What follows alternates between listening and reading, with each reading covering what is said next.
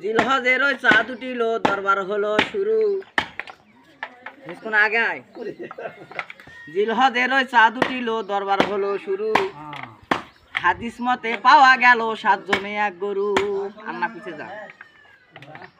7 জনে কুরবানি দিব ঠিক করেছি ভাই। মেরাল ভাই কই? 7 জনে কুরবানি দিব ঠিক করেছি ভাই। মোটা তাজা গরু কিনে গোস্ত বেশি পাই। এই বলিয়া সবাই মিলে বাজারেতে গেল। মোটা তাজা গরু দেখে কুরবানি কিনিল। ঈদের নামাজ পড়ে এসে জবাই করলো গরু। তাই নাকি?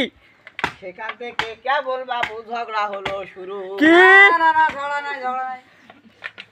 কলিমউদ্দিন চোখ ইশারায় কলিমউদ্দিন বলে, কলিজার ফেফসা কাম্বা বডির পিড়ির তলে।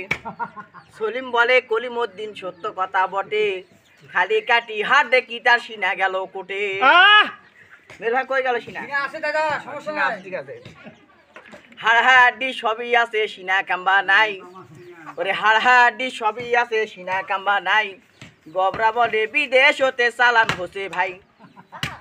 ভুইয়া বলে গবরা কিন্তু ঝগড়া লাগার জম। নিজের ভাগত বেশি ফেলায় পরের ভাগত কম।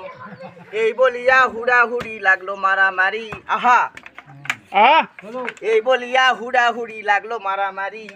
কেউ বা এসে করে রে ভাই গোস্ত সিটা সিটি। 7 জনে কুরবানি দিয়ে কি হলো দশা। তাই নাকি? একেবারে মিটে গেল গোস্ত খাওয়ার আশা। এমন কাজ না করিও না মাটি ভাই। চলো এবার সবাই মিলে বাড়ি চলে যা।